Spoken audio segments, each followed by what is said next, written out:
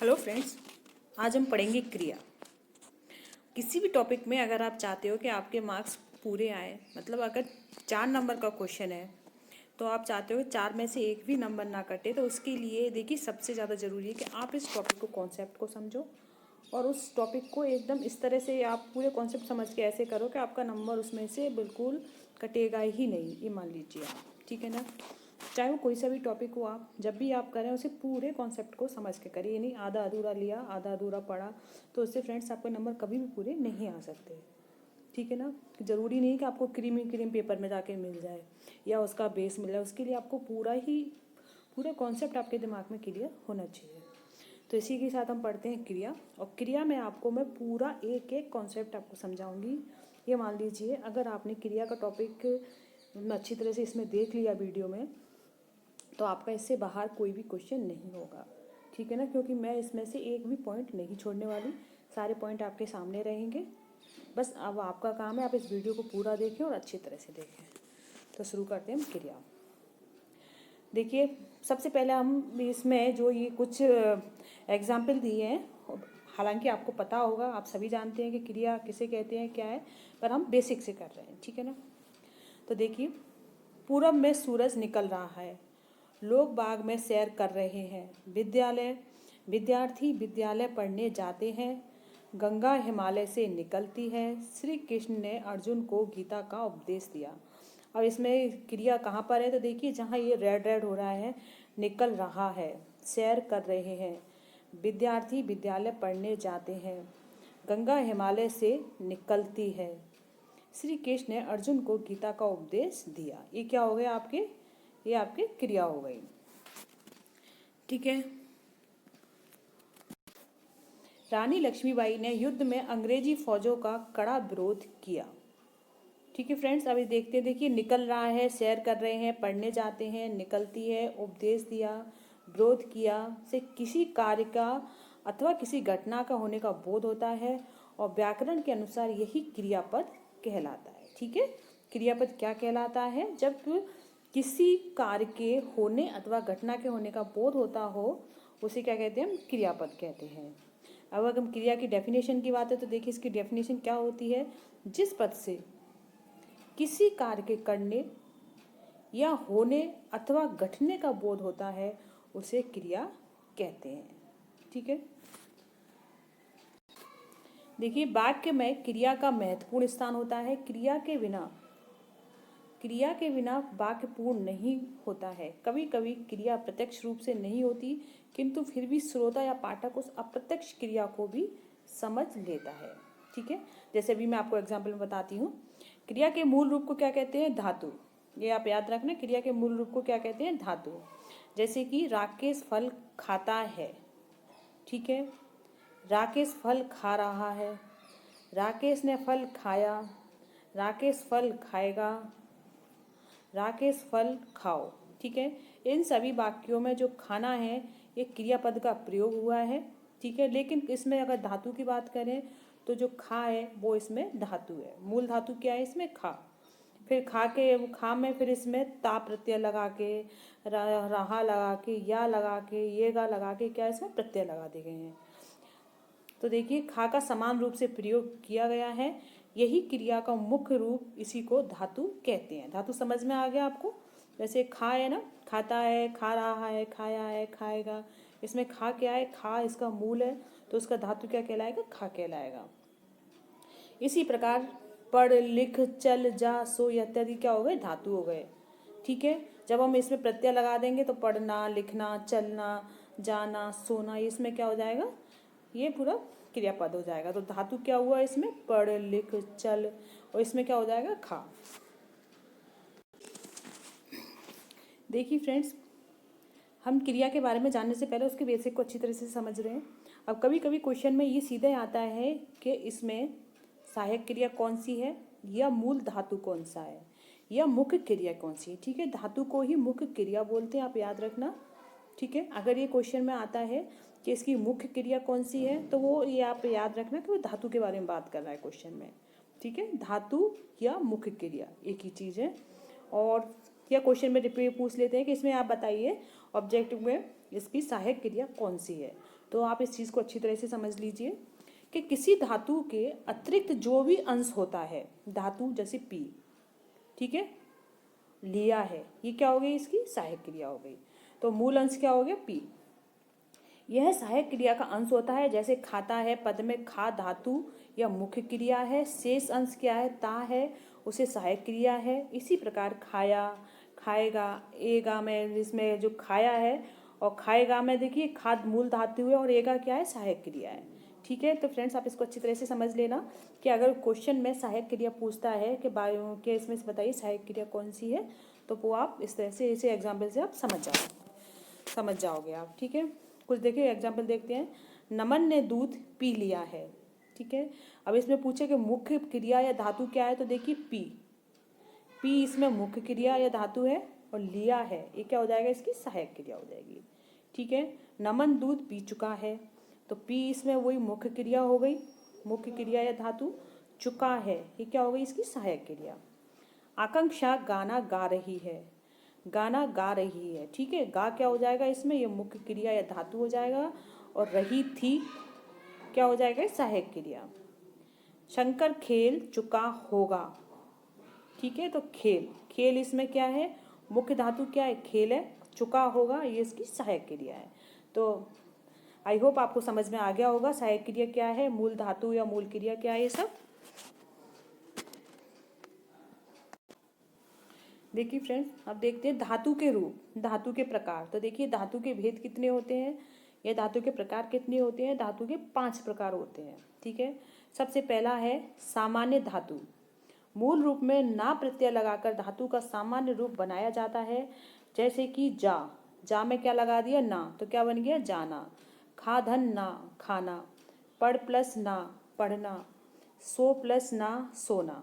ठीक है ना, तो इसमें मूल धातु कौन सी है, सहायक क्रिया कौन सी होगी, आपको समझ में आ गया।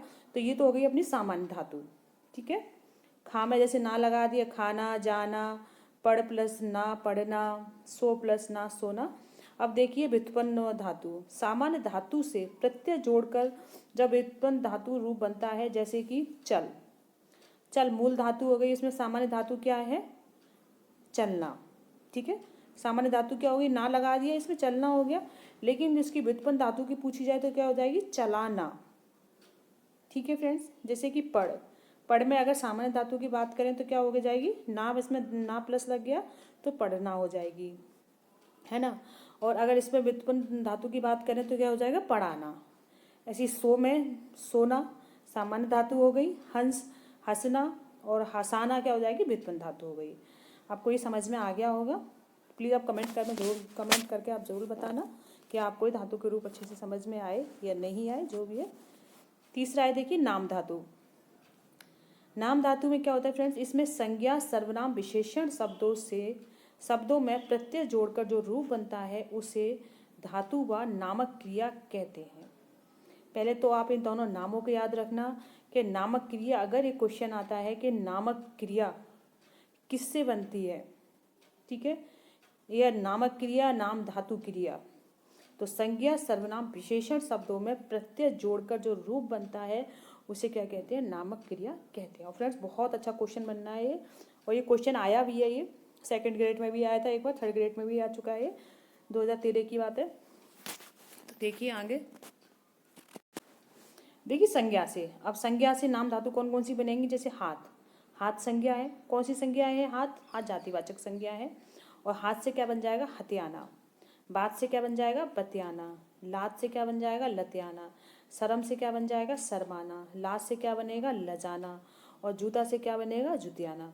तो देखिए इसमें से जो क्वेश्चन आते हैं कंपटीशन में वो कैसे आते हैं, जैसे आपको ये दे देंगे हत्याना और कुछ और दे देंगे 2-3 और पूछेंगे इसमें संज्ञा से बनी नाम धातु कौन सी है। ठीक है, तो आप बस इतना, ये बस आप ऐसे समझ लेना, आपको पता ही संज्ञा 3 प्रकार की होती है, उनमें से आप समझ लेना कि जैसे संज्ञा व्यक्तिवाचक का जैसे हाथ है तो हाथ जातिवाचक से है, बात किससे आ रही है, भाववाचक से आ रही है, इस तरह से आप पहचान लोगे। और इनमें पीछे क्या लगा रहता है, आना, याना इसमें लगा रहता है, जैसे हत्याना, बतियाना, लतियाना, शर्माना। ठीक है ना, याना और आना, लजाना, जुतियाना। अब देखते हैं सर्वनाम से बनने वाले, तो आपसे क्या बन गया, अपनाना। इस प्रकार देखिए विशेषण से, गरम से गरमाना, लंगड़ा से लंगड़ाना, दोहरा से दोहराना और चिकना से चिकनाना। ठीक है, तो इनमें आप पहचान तो आप आराम से लोगे, जिसमें आना या आना ये लगे रहते, ये क्या हो जाती है हमारी नाम धातु क्रिया। ठीक है, विशेषण संज्ञा या सर्वनाम की वो भी आप पहचान लोगे। ठीक है ना भाई, जिसमें आपको संज्ञा के तीनों में से आप देख लेना, व्यक्तिवाचक, भाववाचक या जातिवाचक के मिले हैं वो संज्ञा से बने हुए नाम धातु हो गए। विशेषण से जहाँ की विशेषता वाले शब्द हों तो वो विशेषण के हो गए। ठीक है ना, और जो आपके सर्वनाम के हैं तो वो आप सर्वनाम के उन्हें पहचान लोगे आप। अब देखिए चौथा भेद है इसका, सम्मिश्र या सम्मिश्र धातु। सम्मिश्र या सम्मिश्र धातु संज्ञा सर्वनाम संज्ञा विशेषण तथा क्रिया विशेषण के साथ जब देना, करना, होना जोड़कर सम्मिश्रित क्रियापद बनते हैं, उसे हम सम्मिश्र या समधातु क्रियापद कहते हैं। ठीक है, किससे मिलकर बनते हैं? संज्ञा विशेषण क्रिया विशेषण। तो फ्रेंड्स सीधे सीधे ये क्वेश्चन आता है कि सम्मिश्र या सम्मिश्र धातु किससे मिलकर बनते हैं। जैसे कि अभी आपने नाम धातु पढ़े थे, तो नाम धातु तो किससे मिलकर बने थे? संज्ञा, सर्वनाम और विशेषण से। ठीक है, अब ये बात कर रहे हैं सम्मिश्र या सम्मिश्र धातु किससे बनते हैं। तो देखिए ये बनते हैं संज्ञा विशेषण और क्रिया विशेषण से। तो इन तीनों के आप जरूर नाम याद रखना, सीधे क्वेश्चन फ्रेंड से कई बार आ चुका है और सबको क्वेश्चन इसमें से ऐसे ही पूछ लेते हैं। तो देखिए संज्ञा से देखते सबसे पहले वचन। तो वचन से क्या हो जाएगी, इसमें मैंने आपको बताया लेना, देना, करना ये होगा। वचन लेना, प्यार होना, जान लेना, वचन देना, प्यार प्लस करना, प्यार करना, जान प्लस देना, जान देना। ये हो गए संज्ञा से मिले मिश्रित धातु, सम्मिश्र धातु। अब देखिए विशेषण। विशेषण से जैसे सुंदर धन लगना क्या हो जाएगी? सुंदर लगना। बुरा प्लस लगना, बुरा लगना। अच्छा धन बनाना, अच्छा धन बनना, अच्छा बनना। ठीक है, तो देखिए विशेषण से तो आप पहचान ही लोगे, सुंदर बुरा, तो इसमें से आप तो कोई वो आएगी नहीं। अगर इसमें से ऐसे पूछे कि विशेषण से सम्मिश्र बनने वाले कौन से हैं तो वो आपको आ जाएगा। उस तीनों के नाम याद रखना आप, संज्ञा विशेषण और क्रिया विशेषण से मिलकर बनते हैं। सुंदर बनना हो जाएगा, बुरा बनना और अच्छा करना। क्रिया विशेषण में देखिए क्रिया विशेषण के अंतर्गत है जल्दी। जल्दी करना, जिसके पीछे करना, होना आदि दिया गया हो तो क्या हो जाएगा आपके ये सम्मिश्र धातु विशेषण हो जाएंगे ये धातु क्रिया। अब है चौथा भेद है हमारा अनुकरणात्मक धातु। तो देखिए अनुकरणात्मक धातु क्या होती है फ्रेंड्स, इसके अंतर्गत देखिए पशु पक्षी अथवा अन्य वस्तुओं की ध्वनि का अनुकरण करके बनाई जाने पर ये धातुएं अनुकरणात्मक धातु कहलाती है। जैसे कि खटखट, खटखटाना हो गई, खन खन, खन खनाना हो गई, गुनगुन, गुनगुनाना हो गई, टन टन, टन टनाना हो गई। इसमें से क्वेश्चन एग्जाम में जो अब तक आए हैं वो ऐसे ही आते हैं कि आप इसमें से बताइए अनुकरणात्मक धातु कौन सी है इसमें। ठीक है, तो खटखटाना, खन खनाना, गुनगुनाना, टन टनाना ये क्या हो गई आपकी अनुकरणात्मक धातु। और देखिए टरटराना, भिन भिनाना, थपथपाना, हिन हिनाना। ठीक है, जिसमें दो ध्वनि बार बार मतलब ध्वनि का अनुकरण किया जा रहा हो वो क्या हो जाएगी आपकी अनुकरणात्मक ध्वनि हो जाएगी। तो इसे पहचानने में आपको कोई परेशानी नहीं आएगी। जैसे खटखटाना, खन खनाना, टर टर, मतलब बात शब्द रिपीट हो रहा है दूसरी बार। देखिए बेसिक हमारा होगा। अब हम देखते हैं क्रिया के भेद। तो आई थिंक आपको बेसिक अच्छी तरह से समझ में आ गया होगा फ्रेंड्स। नहीं आए तो वीडियो को आप 1 से 2 बार ज़रूर देखें अच्छी तरह से, और कॉपी पे एक बार इसकी प्रैक्टिस ज़रूर करें फ्रेंड्स, क्योंकि इसमें से बहुत मोस्ट क्वेश्चन बनते हैं। अब जानते हैं हम क्रिया के भेद। क्रिया के देखिए भेद, कर्म के आधार पर क्रिया के 2 भेद आते हैं, 2 भेद होते हैं।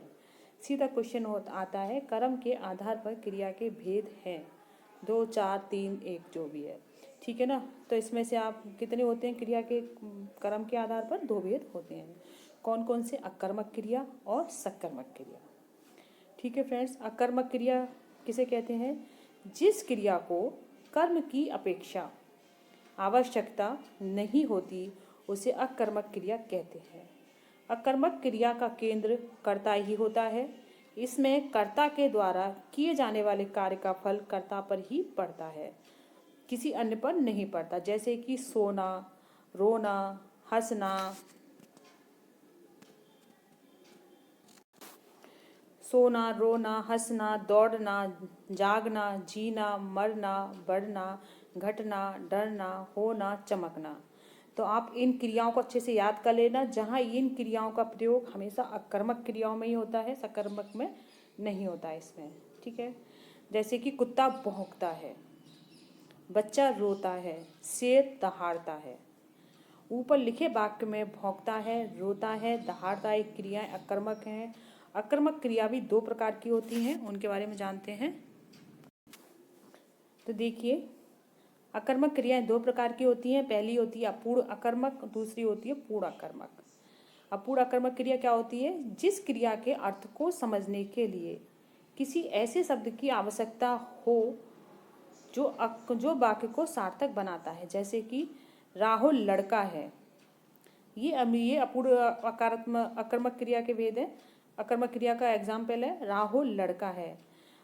अगर इसमें हम जैसे लगाएंगे समझदार, जब जाके ये सार्थक बनेगा। तो ठीक है ना, वह बच्चा है। अब आपके दिमाग में जैसे क्वेश्चन जे एग्जाम्पल देखो, वह बच्चा है, कैसा बच्चा है?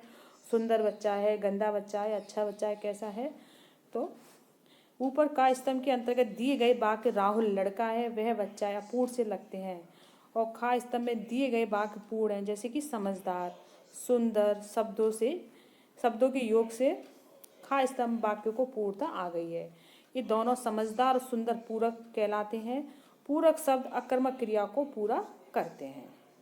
ठीक है, तो अकर्मक क्रिया जैसे राहुल लड़का है, तो ये एग्जाम्पल किसके हो गए? अपूर्ण अकर्मक के, जिससे कि वाक्य का कोई अर्थ पूरा निकल ही नहीं रहा है कि राहुल लड़का है। राहुल कैसा लड़का है?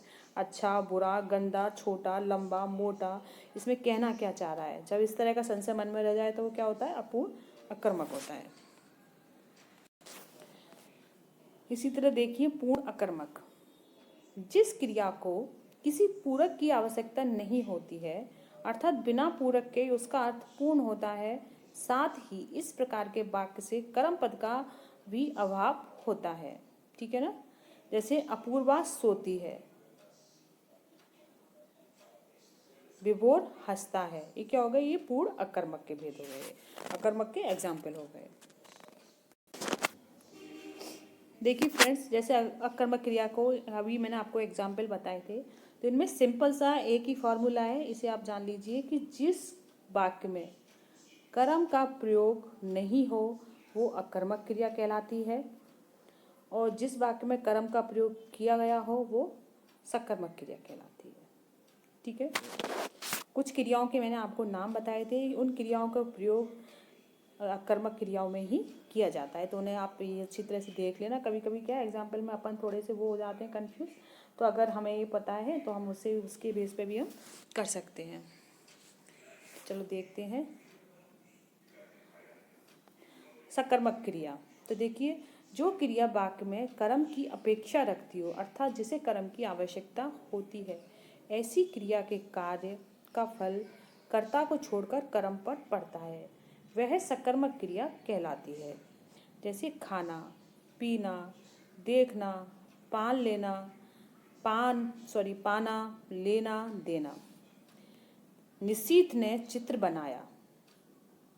क्या बनाया? चित्र। किसने बनाया? निशीथ ने बनाया। ठीक है, इसमें ये आपका कर्ता हो गया, एक क्रिया हो गई और ये कर्म हो गया। अनुराग ने गाना सुनाया। गाना कौन सुना रहा है? किसने सुनाया? अनुराधा ने।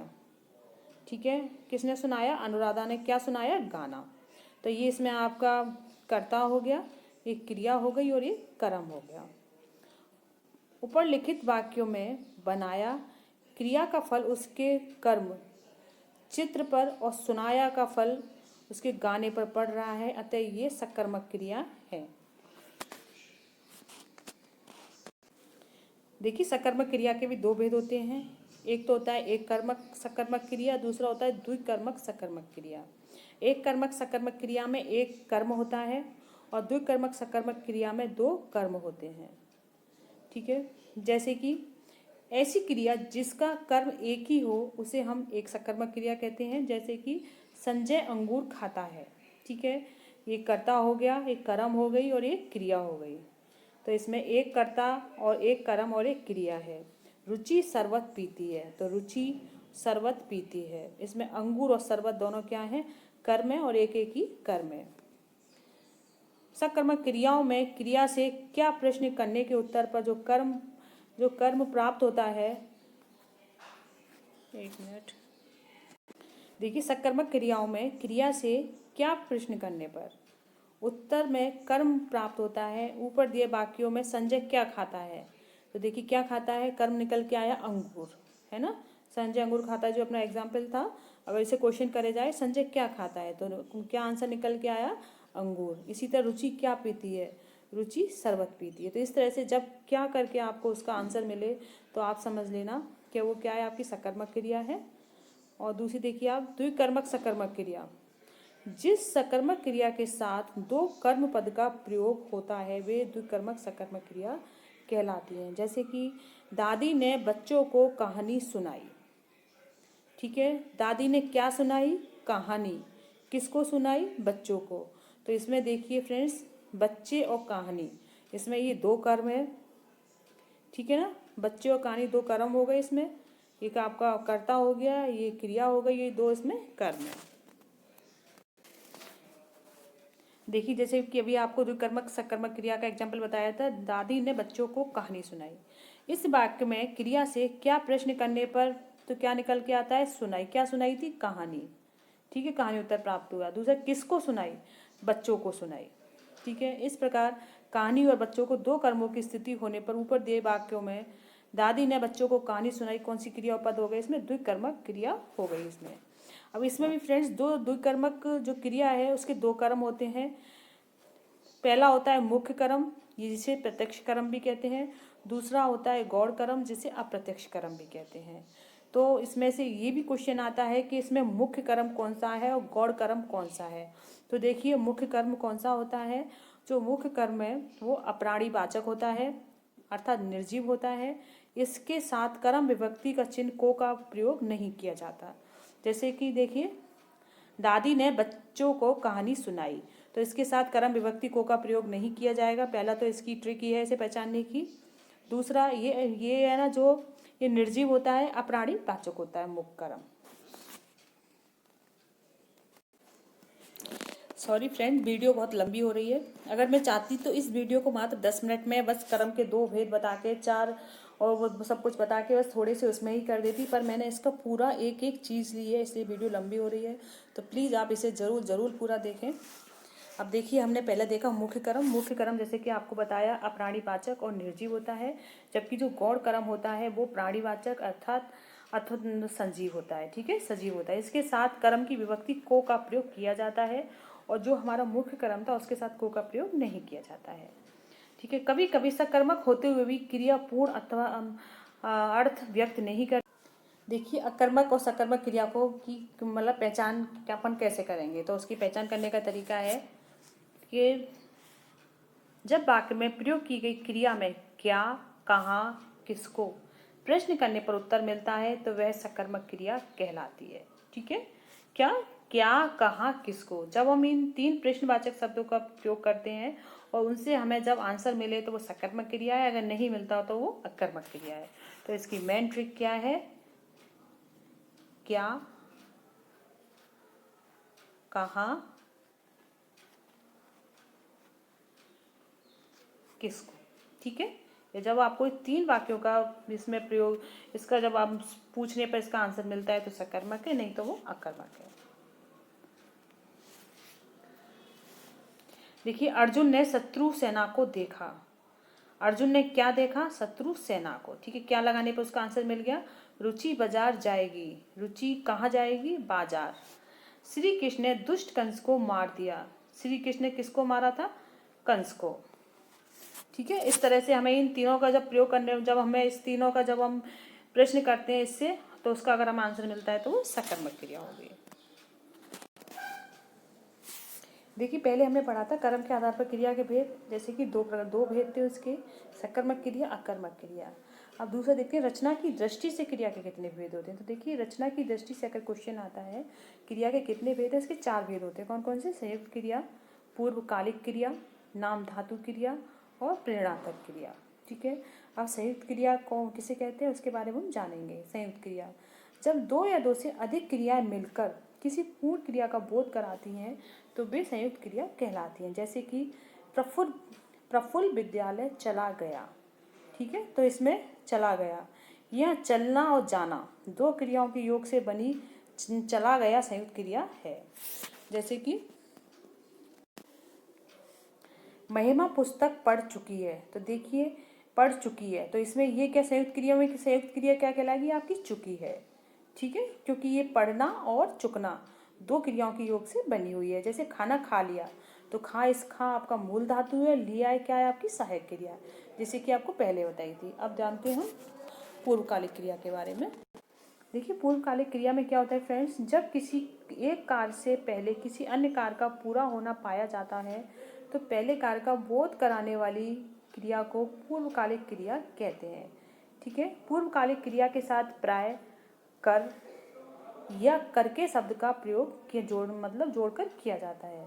जैसे प्रतिभा पढ़कर सो गई।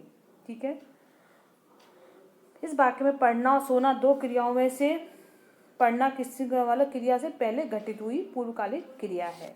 तो देखिए इसकी पहचान क्या है पूर्वकालिक क्रिया की? इसके पीछे आपको कर या करके का प्रयोग किया जाता है। ठीक है, जिस क्रिया में आपको कर का प्रयोग दिख जाए, करके का दिख जाए, तो आप तुरंत टिक कर देना, वो कौन सी क्रिया कहलाएगी? आपकी पूर्वकालिक क्रिया कहलाएगी। जैसे शंकर खाकर विद्यालय गया।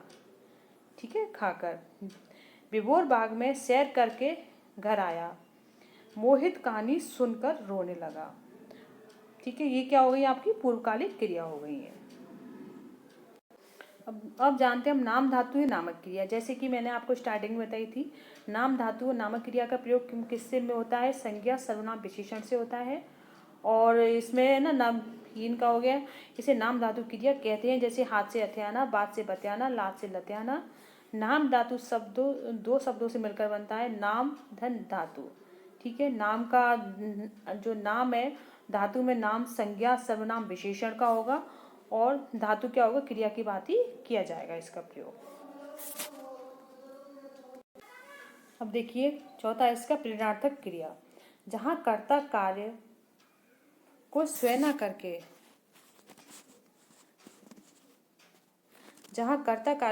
न करके किसी दूसरे को करने के लिए प्रेरित करता है, उस क्रिया को प्रेरणार्थक क्रिया कहते हैं। ठीक है, जैसे कि अध्यापक छात्रों को पाठ पढ़ाता है। अध्यापक छात्रों को पाठ पढ़ाता है। माँ ने बच्चों को दूध पिलाया। माँ ने खुद ने दूध नहीं पिया, माँ ने बच्चों को दूध पिलाया। अध्यापक खुद नहीं पढ़ रहा है, छात्रों को पढ़ाता है। जोकर ने दर्शकों को खूब हंसाया। ठीक है, जिसमें कर्ता स्वयं कार्य न करके दूसरे के द्वारा कार्य कराता है, उसे क्या बोलेंगे हम? प्रेरणार्थक क्रिया बोलेंगे। तो फ्रेंड्स इसके साथ ही हमारा क्रिया का टॉपिक कंप्लीट हुआ। आई थिंक आपको अच्छी तरह से समझ में आ गया होगा। फिर भी आप कमेंट करके ज़रूर बताना कि आपको ये टॉपिक कैसा लगा। और प्लीज़ फ्रेंड्स अगर आपको वीडियो मेरी अच्छी लगी हो तो अपने फ्रेंड्स के साथ इसे शेयर ज़रूर करें और मेरे चैनल को सब्सक्राइब ज़रूर करें और कमेंट करके आप ज़रूर बताएं। धन्यवाद।